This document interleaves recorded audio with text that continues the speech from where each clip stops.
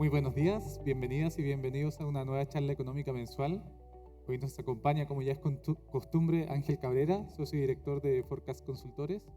Este mes han sucedido hartas cosas, tenemos hartas noticias, Ángel. Tuvimos el resultado del plebiscito de salida, tenemos el nuevo informe de política monetaria del Banco Central, que también nos da cifras muy positivas respecto a lo que es cuentas nacionales segundo trimestre en cuanto a actividad, a consumo, a inversión. La inflación sigue bastante alta, los niveles de incertidumbre, los niveles de expectativa económica medido a través del INSEE siguen bastante negativos, especialmente en el sector de construcción. En términos internacionales también vimos un registro alto también de la inflación en Estados Unidos, también lo que llevó un alza de 75 puntos nuevamente de la tasa de Reserva Federal. Y en general el Banco Central Europeo también sigue con un ajuste monetario bastante contractivo. Las presiones inflacionarias no son solo un efecto nacional, sino también un efecto internacional que está presionando el crecimiento de la actividad global para 2023. A eso también mantenemos el tema de la guerra entre Rusia y Ucrania, el debilitamiento de la economía de China y el problema inmobiliario que está viviendo, el problema de suministro de gas también que se está viviendo en toda la región de la zona euro. Tenemos muchos temas que conversar hoy día, así que yo creo que tú los vas a abordar con mayor detalle. Bienvenido, Ángel. Gracias, Camilo. Efectivamente, hay una gran cantidad de temas. Varios de ellos los hemos estado siguiendo desde hace tiempo, pero siguen estando presentes. Y para tratar de ordenarlos, hice este esquema en el que se plantea que hay en este momento, o de hecho desde hace ya meses, la economía está sufriendo, la economía mundial, tres grandes shocks de oferta. La pandemia, con impactos negativos en la disponibilidad de trabajadores y con una enorme disrupción en las cadenas logísticas. La guerra en Ucrania, que agrava los problemas logísticos y genera impactos negativos en la oferta de granos y de petróleo y gas natural. Y eso agravado más encima por condiciones climáticas muy adversas. En el hemisferio norte ha estado afectado por grandes sequías que han empeorado la producción de granos y alimentos en general. Todos estos shocks de oferta tienen impactos negativos sobre la actividad económica mundial, generando fuerzas recesivas, y al mismo tiempo generan efectos alcistas sobre la inflación, provocando el peor brote inflacionario en 40 años, desde fines de los 70, principios de los 80. En respuesta a esto, los bancos centrales, liderados por la Reserva Federal, empiezan a implementar políticas monetarias contractivas para tratar de frenar la inflación. Desgraciadamente, esas políticas monetarias contractivas generan efectos contractivos adicionales sobre la demanda, profundizando las tendencias recesivas en Estados Unidos y en el resto del mundo, generando un efecto neto absolutamente inambiguo y muy potente en términos de debilitar la economía mundial. El efecto sobre la inflación, desgraciadamente, es bastante más ambiguo. Las políticas monetarias actúan sobre la inflación, pero con rezagos que son bastante largos y que son variables. Entonces, los efectos están lejos de ser instantáneos y obligan a los bancos centrales a mantener políticas monetarias restrictivas por un periodo de tiempo largo. Adicionalmente, sobre los precios de los activos, todos estos procesos actúan y generan efectos bajistas. La recesión, la subida de las tasas de interés provoca una fuerte caída en los precios accionarios. Estamos viendo, la semana pasada fue una semana extremadamente mala en los mercados bursátiles mundiales, y esto a su vez genera la búsqueda de refugio en activos y fortalece al dólar. El dólar hoy día a nivel mundial está en los mayores niveles de los últimos 22 años. Por lo tanto, tenemos este conjunto de procesos que están íntimamente relacionados y que se potencian mutuamente. Comenzando con el tema de la actividad global, el indicador de actividad mundial, que es un promedio ponderado de los indicadores líderes de las principales economías, continuó cayendo en el mes de agosto, quedando en su nivel más bajo desde el segundo trimestre del año 2020, cuando estalló la pandemia. Los niveles actuales de este indicador son consistentes con una economía mundial creciendo ya levemente por debajo del 2%, lo que coloca a la economía global al borde o en el inicio de una recesión. En el caso de Estados Unidos, el tema más grave que está afectando a esa economía es la inflación, como decía, el brote inflacionario más severo de los últimos 40 años. Hace unas 2 semanas atrás se publicaron los datos del mes de agosto. En julio las cifras habían sido un poco mejor de lo que se esperaba y habían generado expectativas positivas. El mercado estaba entusiasmado y esperaba que en agosto se produjera una nueva caída en la inflación. La verdad es que los datos que se publicaron, si bien mostraron una pequeña caída en el dato de inflación global, fueron superiores a lo esperado, lo que provocó un impacto tremendamente negativo en las expectativas del mercado, a pesar de que hay indicadores que apuntan en dirección a una moderación inflacionaria en los próximos meses. Los indicadores de presión en las cadenas logísticas han ido mejorando y esto debiera ir reduciendo las presiones inflacionarias. Pero, como decía anteriormente, desgraciadamente los procesos inflacionarios tienen mucha inercia. La combinación de mejoras en los cuellos de botella y de las políticas monetarias implementadas por el Banco Central es muy probable, yo diría casi seguro, que van a provocar una desaceleración inflacionaria, pero la experiencia de los últimos 70 años muestra que los procesos inflacionarios son difíciles de corregir, que la reducción inflacionaria toma entre 12 y 24 meses a lo menos. Y dadas las condiciones de este proceso, yo creo que vamos a estar hablando de una reducción inflacionaria que va a tomar más de 12 meses, al menos unos 2 años. Y eso significa que la Reserva Federal va a continuar aplicando una política monetaria fuertemente restrictiva. Esto se confirmó la semana pasada. La Reserva Federal implementó una nueva alza, por tercera vez consecutiva, una alza de 75 puntos base, llevando la tasa de interés a un 3,25. Su nivel más alto desde el 2008, cuando estábamos en la crisis subprime. Además, la Reserva Federal mandó señales muy agresivas, dio a entender que la subida de tasas de interés va a continuar, poniendo como target una tasa llegando al 4,25 a fines de este año y 4,75 a mediados del 2023. Los gráficos que están a la derecha muestran cómo estos targets para fin del 2022, fin del 2023, fin del 2024 han venido subiendo sistemáticamente. Producto de esto, las tasas de interés en Estados Unidos han experimentado alzas, pero realmente impresionantes. En el gráfico a la izquierda está la tasa a 2 años, que alcanza su nivel más alto desde el 2008, superando recientemente el 4%.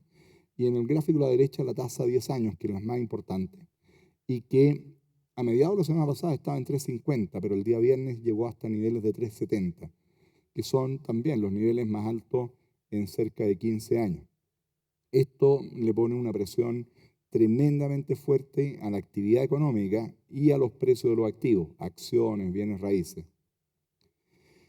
Como hemos comentado en reuniones anteriores, la historia de los últimos 70 años muestra que todas y cada una de las recesiones que se han producido en este periodo, que son las barras rosadas que aparecen en el gráfico a la derecha, fueron precedidas de ajustes monetarios, lo que es un indicio bastante potente en el sentido de que los ajustes monetarios, para lograr frenar la inflación, casi indefectiblemente tienen que provocar una recesión. Además, en el gráfico a la izquierda, vemos que casi todos los ajustes monetarios provocan fuertes impactos en los mercados financieros. Y de hecho, en un par de ocasiones, crisis bancarias muy graves, como ocurrió con la subprime en 2007-2009.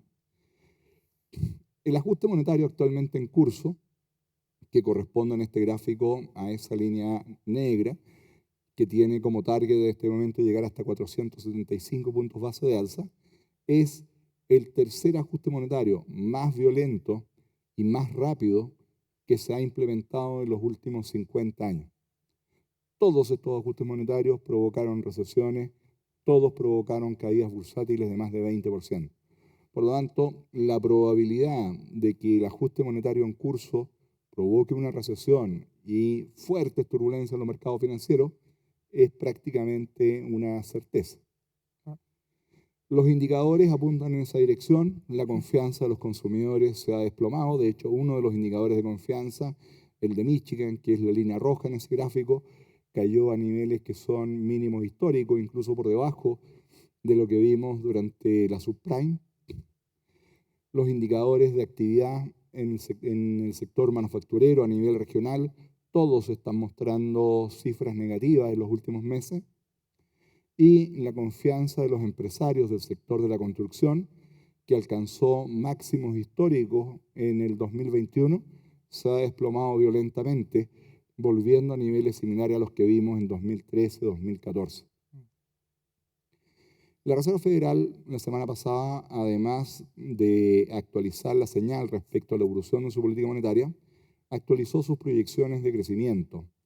Para el cuarto trimestre de este año, bajó la proyección desde un 1,7 a un 0,2 y para el 2023 desde un 1,7 a un 1,2%. Desgraciadamente, es muy probable que esas proyecciones estén hoy día, sean un poquito optimistas.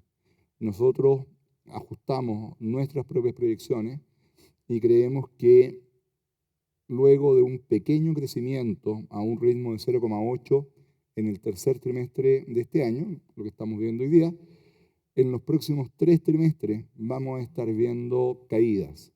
Y por lo tanto, la economía americana definitivamente estaría entrando en una recesión de intensidad media. Revisamos a la baja la proyección para el 2022 desde el 1,7 al 1,5 y para el en el 2023 hay un error ahí es el último periodo del 2023.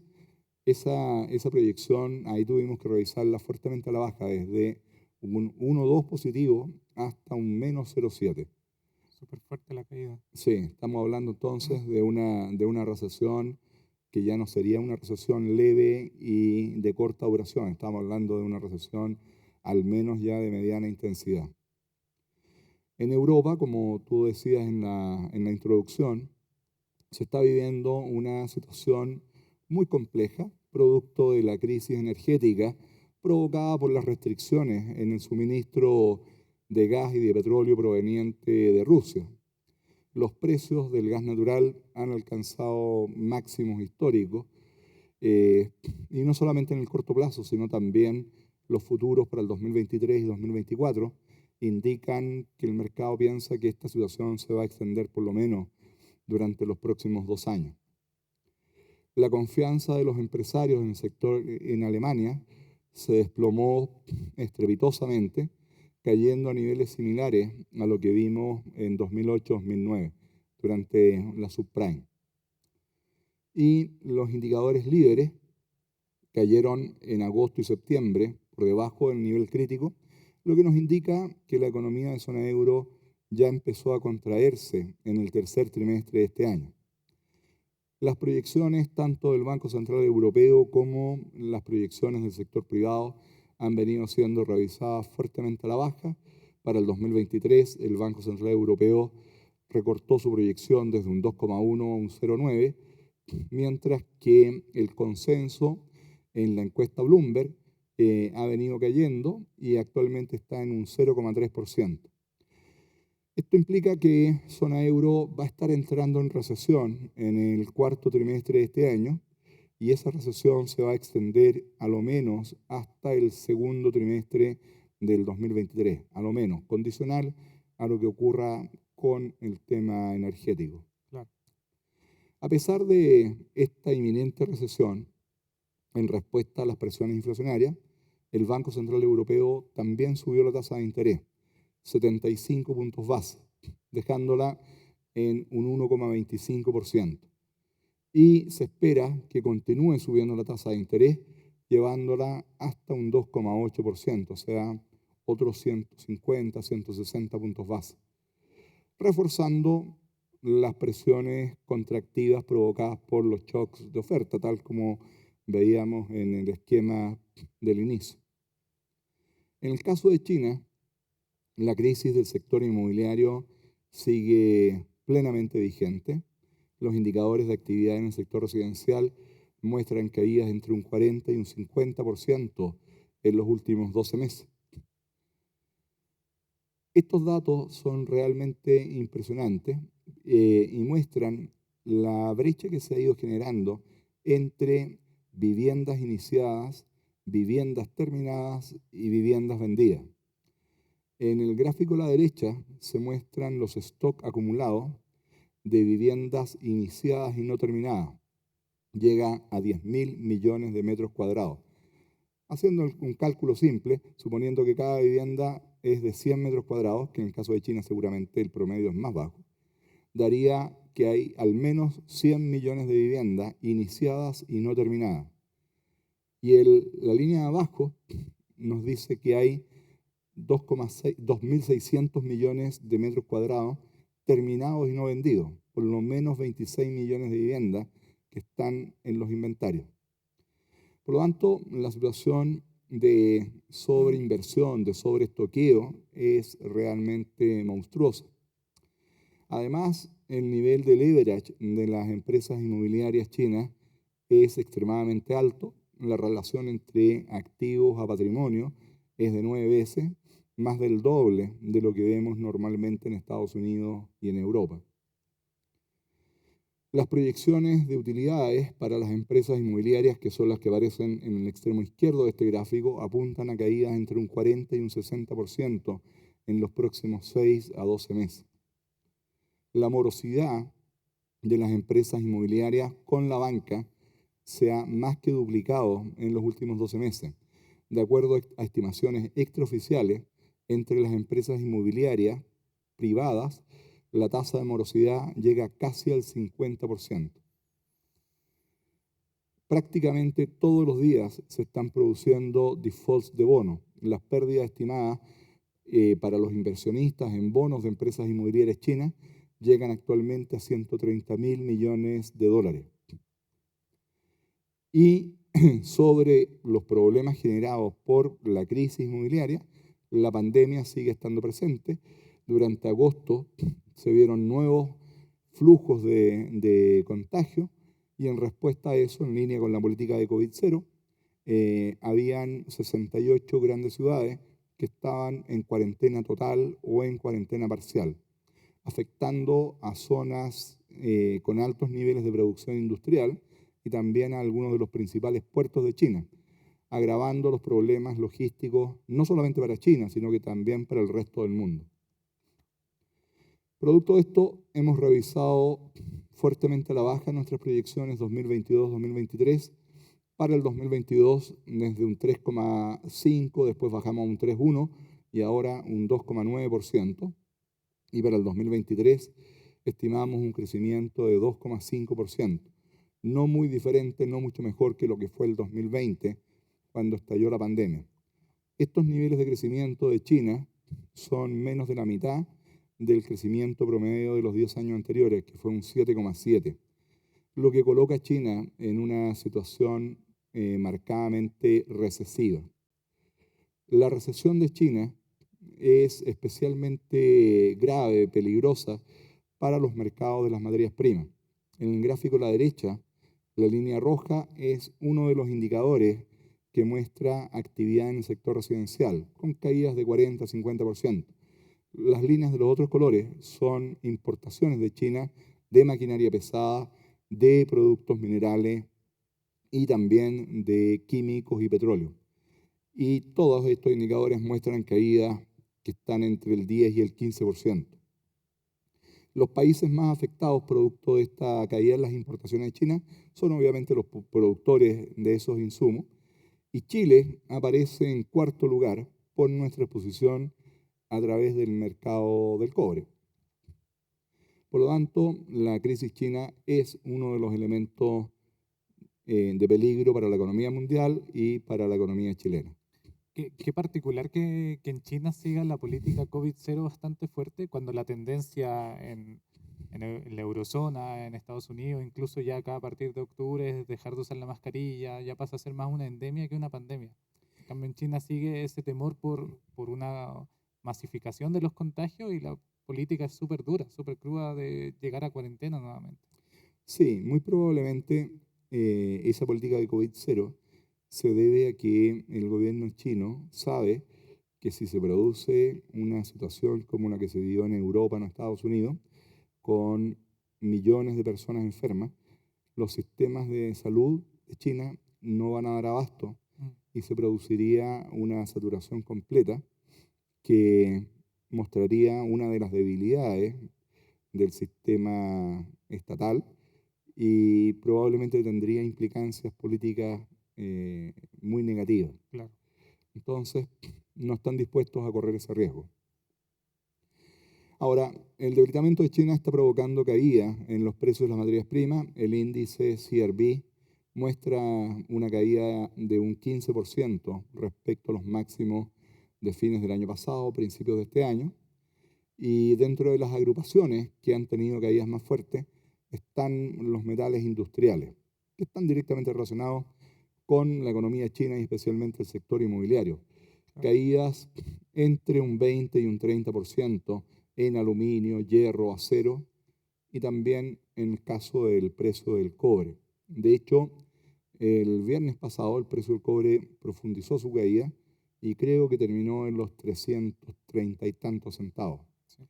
Si tú recuerdas, en reuniones anteriores yo había hablado de un precio del cobre promedio para el próximo año de 320 centavos, que estaba bastante por debajo de las proyecciones del Banco Central y de Hacienda. Desgraciadamente, dado lo que está pasando, eso hoy día se ve improbable. Mi nueva estimación es que el precio del cobre el próximo año va a promediar 290 centavos. Las proyecciones del Banco Central fueron hechas con 350.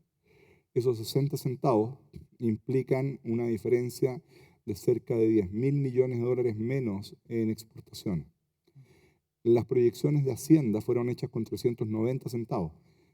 Los 100 centavos de diferencia implican 1.500 millones de dólares menos de ingresos fiscales.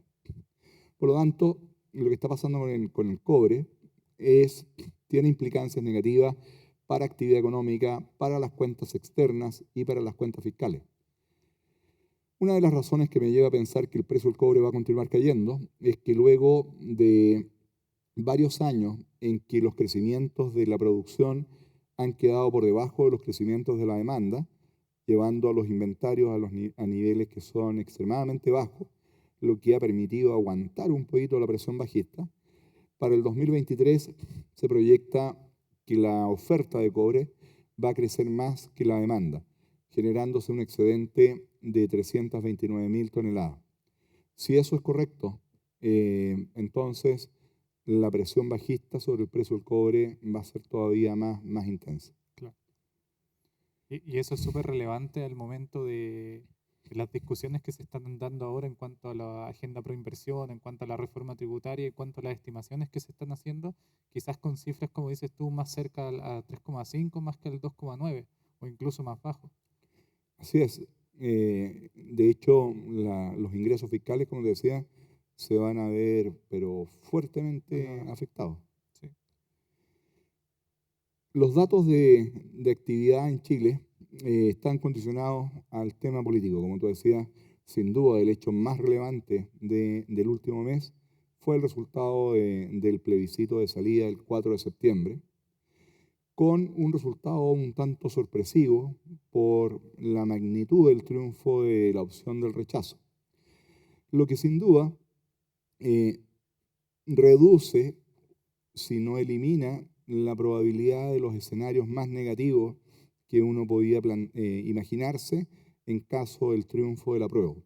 Pero, desgraciadamente, no elimina todos los factores de riesgo. Yo identifico al menos 4 factores de riesgo, 2 de carácter político, 2 de carácter económico, que siguen estando presentes y que van a continuar influyendo en el comportamiento de la economía y en los precios de los activos. En primer lugar, el reencauzamiento del proceso constituyente. No hay ninguna duda de que el resultado del 4 de septiembre no le pone fin al proceso constituyente. De hecho, las negociaciones para retomar este proceso comenzaron a los 2 días después del plebiscito. Pero, como era de esperarse, estas negociaciones están resultando bastante complicadas. La pregunta es cuánto va a demorar en alcanzar un acuerdo, qué tan transversal va a ser ese acuerdo y cuáles van a ser las características del nuevo proceso. Si el diseño de este nuevo proceso permite pensar en un resultado más favorable que el proceso que recién fracasó. La opinión pública está bastante dividida. La semana pasada la encuesta CADEM mostraba que un 46% se inclinaba por reformar la actual constitución y no iniciar un nuevo proceso constituyente. El 50% en cambio pensaba que hay que retomar un proceso constituyente y construir una constitución completamente nueva. Hoy día escuché en la radio que habían salido nuevas cifras, pero también con una alta división respecto a cómo encauzar este proceso. Y esta división también se manifiesta en las discusiones dentro del espectro político. En la semana previa a las celebraciones de fiestas patrias, las negociaciones quedaron transitoriamente suspendidas. En la semana pasada se reiniciaron, pero hasta el momento no hay avances concretos de gran magnitud. Este proceso lo más probable es que va a continuar con altibajo y me sorprendería que se logre un acuerdo antes de mediados de octubre. Por lo tanto, yo creo que este tema va a continuar generando incertidumbre y bueno, y después el inicio del nuevo proceso por sí mismo va a seguir siendo un factor generador de incertidumbre. Claro. Además, tenemos cómo se reencausa el gobierno. El gobierno, a los pocos días del resultado del plebiscito, hizo un cambio en el gabinete, con un giro hacia los sectores de izquierda más moderada, hacia el denominado socialismo democrático. Pero eso por ahora no cambia el contenido de las principales reformas que el gobierno está impulsando.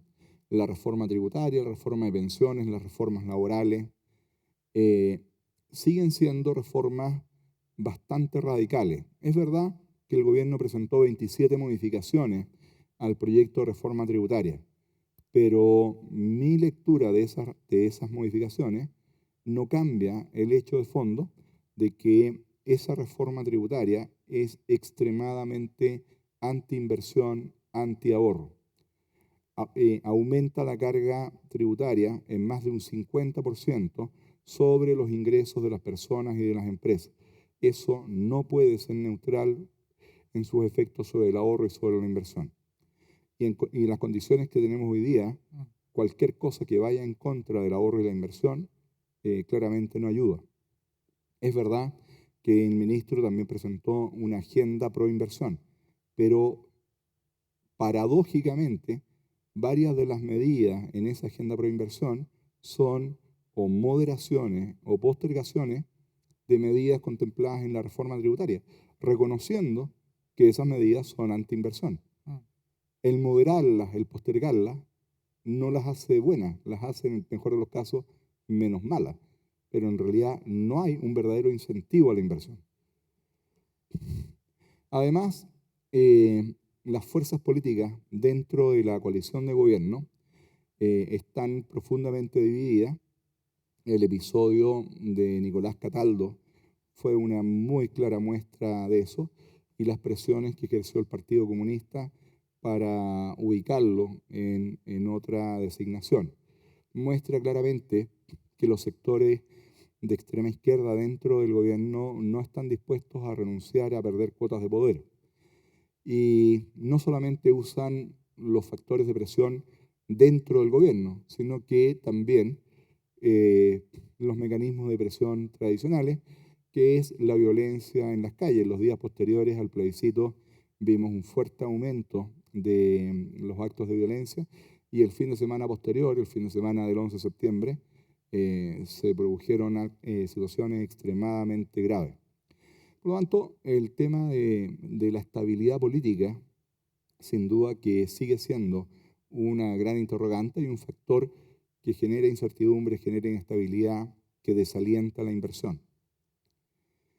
En cuanto a temas económicos, bueno, tenemos factores de riesgo asociados a la economía internacional, todo lo que hablamos anteriormente, una economía mundial que está entrando en recesión, con una presión bajista sobre el precio del cobre y con un aumento en el riesgo soberano de las economías emergentes. Todo eso claramente no es bueno para la economía chilena.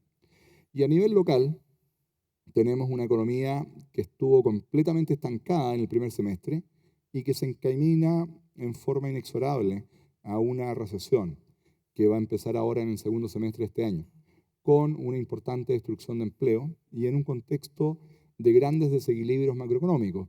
El peor brote inflacionario en más de 30 años, altos niveles de déficit fiscal y también cuentas externas muy desequilibradas.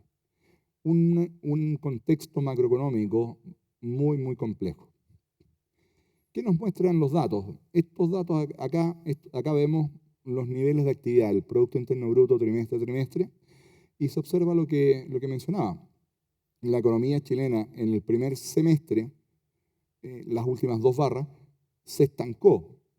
No es que estemos experimentando una desaceleración, porque es verdad, claro, cuando nosotros comparamos el segundo trimestre de este año contra el segundo trimestre del 2021, da como resultado un crecimiento de 5,4.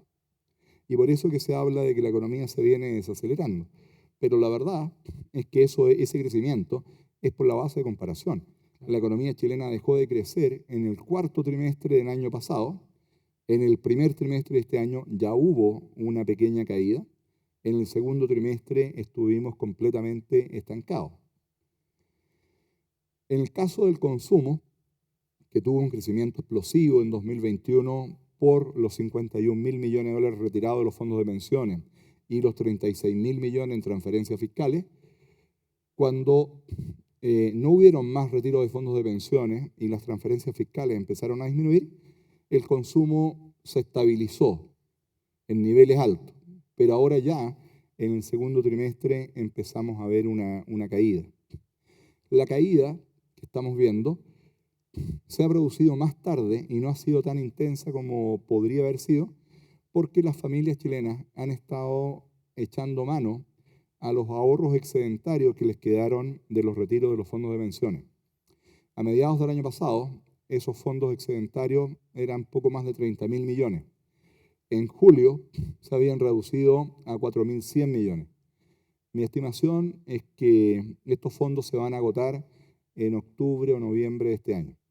Y cuando eso ocurra, el impacto sobre el consumo va a ser bastante más fuerte, reforzado por condiciones en el mercado laboral que se están tornando menos favorables y se van a tornar definitivamente desfavorables.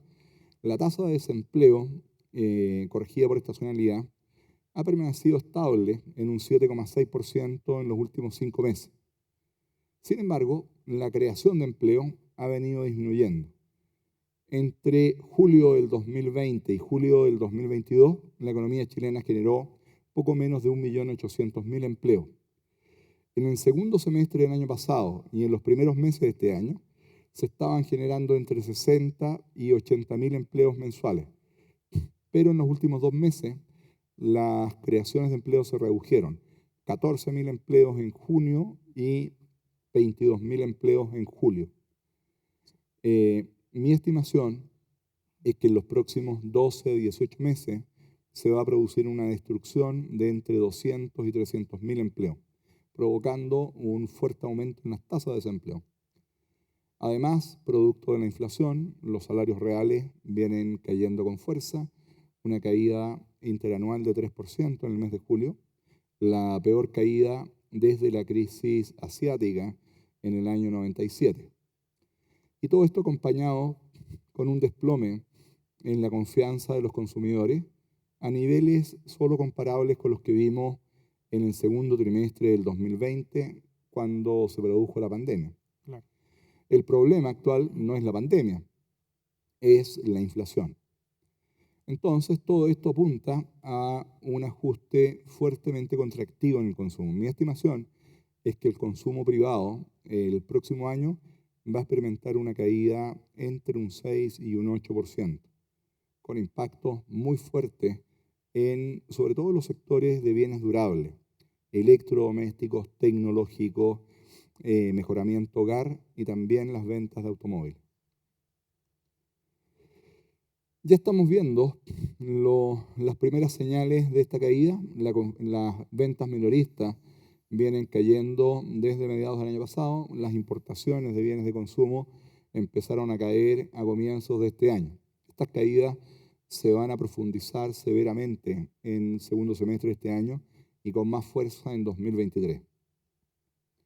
En inversión, la situación es un poco más intensa que en el caso del consumo. En el caso de la inversión, ya se produjeron caídas importantes en los últimos 2 trimestres, caídas muy fuertes, que están afectando no solamente las compras de maquinarias y equipos, que es la línea roja en el gráfico a la derecha, sino también la actividad en el sector de la construcción, residencial e infraestructura.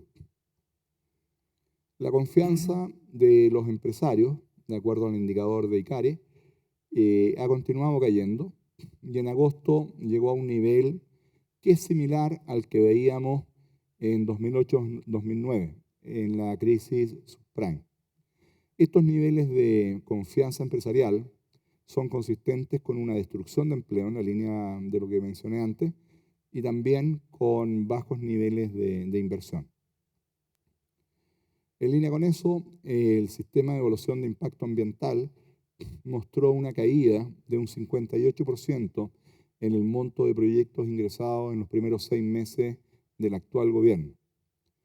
Y el catastro de proyectos de inversión de la Corporación de Bienes de Capital mostró una caída de 3,4% en los proyectos ejecutados en el segundo trimestre de este año respecto al primer trimestre, con tendencias negativas en minería, en energía y también en el sector industrial. Respecto a inflación, los datos del mes de agosto confirmaron lo que tú decías en la introducción. La inflación siguió subiendo y alcanzó el nivel más alto de los últimos 29 años, 14,1. Esperamos que este sea el pic de este ciclo inflacionario. Esperamos cifras algo menores en los próximos meses, terminando este año con un 13,2% y cayendo hasta un 5,5% el próximo año. El Banco Central corrigió al alza sus proyecciones desde un 9,9% para este año hasta un 12%, y para el 2023 desde un 2,7% a un 3,3%. Pero están muy por debajo de las proyecciones nuestras y del sector privado. Entonces, esas proyecciones son muy optimistas. Lo más probable es que, como ha venido pasando, las cifras de inflación superen las estimaciones del central, y dado eso, el Banco Central yo creo que va a implementar probablemente al menos 2 alzas más de tasa.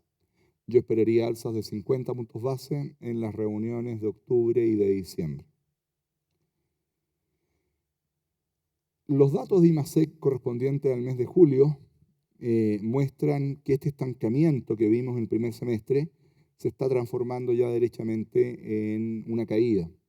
Los datos de IMACEC en el gráfico que está arriba a la izquierda muestran una tendencia decreciente durante los últimos 4 meses del año.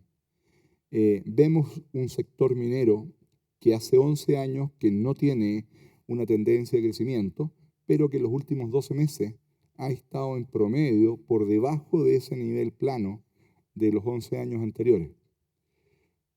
El gráfico de arriba a la izquierda nos muestra que la producción industrial vuelve a su nivel plano que se ha observado desde fines del 2017. La industria chilena dejó de crecer tendencialmente desde el año 2017 en adelante. La agrupación resto de bienes, que está en el gráfico de abajo a la derecha, también cero tendencia de crecimiento. El comercio, que tiene una tendencia de crecimiento, convergió a esa tendencia, pero con caídas, producto de lo que hablábamos antes, de la ausencia de nuevos retiros y el deterioro de las condiciones del mercado laboral, pero ahora va encaminado a una caída fuerte. Te decía que el consumo el próximo año va a caer entre un 6 y un 8, pero eso, cuando uno lo lleva a ventas minoristas, al sector retail, significan caídas entre un 10 y un 15. Por lo tanto, viene un ajuste fuerte. Y el sector servicios, que tuvo una recuperación fuerte por desconfinamiento el año pasado, se estancó. Por lo tanto, tenemos que todos los sectores de la economía chilena están o estancados o incluso con tendencia decreciente.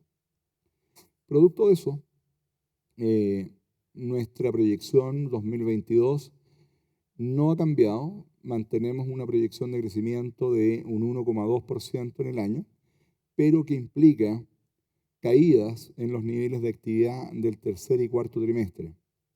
La tercera columna en la tabla de la derecha muestra las tasas de crecimiento comparando un trimestre contra el mismo trimestre del año anterior. Una caída de un 1,6% creo que es en el tercer trimestre y una caída de 5,6% en el cuarto. Pero si miramos trimestre contra trimestre, como se miran las cifras en Estados Unidos, las caídas son mucho más fuertes. Una caída de 9,3% y de 11%. Entonces estamos hablando de una recesión bastante intensa en el segundo semestre de este año, que se extendería al 2023. Acabamos de revisar a la baja nuestra proyección desde un menos 0,7 a un menos 1,6%. Lo que ya nos coloca en un contexto de recesión bastante intensa. El Banco Central, en el informe de política monetaria de junio, también ajustó sus proyecciones a la baja. Para este año proyecta un crecimiento de un 2%, 8 décimas más que nuestra proyección, pero para el próximo año proyecta una caída de un 1%. O sea, las proyecciones del Central son un poquito más optimistas que las nuestras, pero también indican una inminente recesión. Claro. Con caídas en la inversión este y el próximo año, creo que los números son menos 3,3 y menos 4,5, y con una fuerte caída en el consumo el próximo año de 5,7%. Por lo tanto, estamos hablando básicamente de lo mismo, una economía que va a una recesión. La duda es qué tan severa, qué tan intensa va a ser esa recesión. Claro. ¿Cuál va a ser la magnitud de esa caída? Y finalmente, otro hecho importante que ocurrió la semana pasada y que es consistente con todo lo anterior, es que la clasificadora de riesgo Moody's nos aplicó un nuevo recorte en la clasificación de riesgo, señalando justamente el debilitamiento en las perspectivas de crecimiento de la economía, el deterioro de las cuentas fiscales, el deterioro de las cuentas externas. Y esto da como resultado que la prima por riesgo soberano de Chile va subiendo, lo que significa que nos va a costar más endeudarnos con el resto del mundo. Por lo tanto, tenemos un escenario complejo. La economía chilena se encamina a un periodo de recesión y yo diría que el riesgo más serio es cómo va a interactuar esta situación económica con la situación política. Porque si efectivamente la economía chilena entra en una recesión intensa en los próximos meses y el 2023, eso sin duda que va a tener implicancias políticas y va a afectar las acciones del gobierno y la relación del gobierno con la oposición. Sí. Bien, esos eran los temas.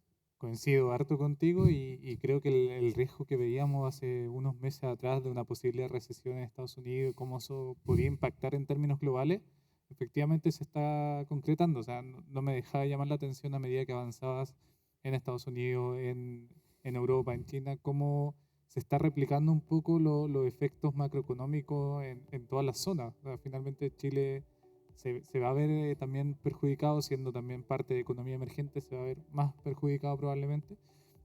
Y como tú bien dices, a eso se le suma todo el escenario político, que lo llevamos, es una incertidumbre que también lo mencionaste tú, no se acabó el 4 de septiembre, sino que dio un poco más de certeza, pero ahora, claro, ¿cómo va a seguir desarrollándose eso? Y eso también ha llevado a pensar acá también internamente, se ha discutido, hemos estado haciendo análisis de si estamos entrando como en la tormenta perfecta y si es el momento adecuado para empezar a aplicar reformas finalmente. Como es verdad que nunca es el momento, o sea, nunca es el momento indicado para aplicar reformas, entonces uno lo podría siempre aplazar.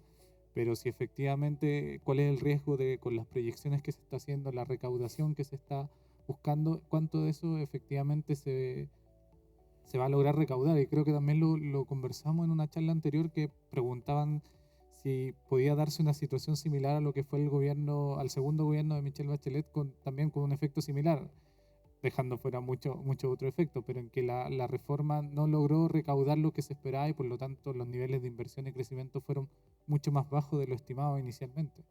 Así es. Sí, lo más probable es que la reforma planteada por el ministro Marcel no logre recaudar los montos planeados.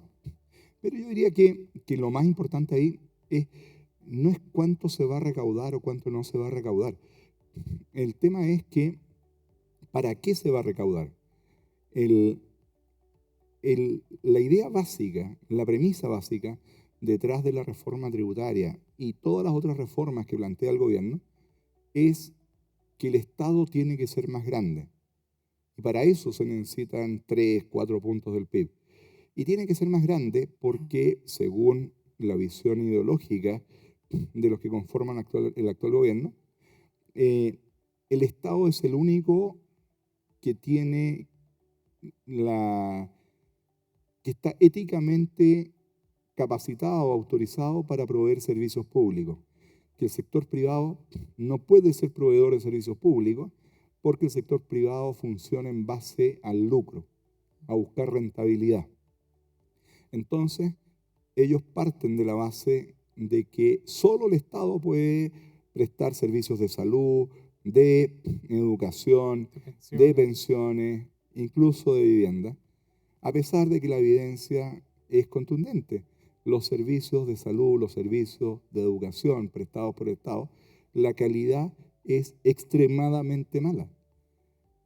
Pero la ideología supera la fuerza de la evidencia de los datos. Entonces, no es para nada claro. De hecho, yo creo que definitivamente las reformas que se necesitan son de una naturaleza completamente diferente. No es que hayan buenos o malos momentos para hacer reformas. Las malas reformas nunca va a ser el momento de que se apliquen. Y las buenas reformas siempre hay que hacerlas lo antes posible. Entonces, no es un tema de buenos o malos momentos, es un tema de buenas o malas reformas. Y las reformas que se están planteando actualmente, a mi juicio, son malas reformas porque van en dirección de aumentar el tamaño del Estado, van en dirección de quitarle recursos al sector privado, desalentando el ahorro, desalentando la inversión y por lo tanto afectando la capacidad de crecimiento de largo plazo. La economía chilena se ha venido estancando sistemáticamente en los últimos 20 años. El crecimiento actual es un crecimiento tendencial desde el 1,5, apenas el crecimiento de la población. Por lo tanto, Chile, en vez de seguir desarrollándose, está entrando en un periodo de estancamiento. Y eso puede tener consecuencias sociales y políticas extremadamente graves. Claro, que podrían agravar todo lo que ya hemos visto en términos sociales y políticos. Creo que con esa discusión que salió bien natural, respondimos un poco la primera pregunta que estaba asociada al desarrollo del proceso constitucional sobre las decisiones de inversión, el impacto que uno podría esperar sobre la reforma tributaria. Creo que eso ya lo abordamos. Acá tengo dos preguntas principales, yo creo que con eso vamos a cerrar también. Una es, ¿qué rol juega la política fiscal en la proyección de crecimiento? En el tema del gasto fiscal, lo que mencionabas respecto al próximo año en cuanto al déficit fiscal. Y la otra pregunta que nos llega acá es, ¿qué opinión tienes tú sobre la garantía estatal para el financiamiento del pie en crédito hipotecario?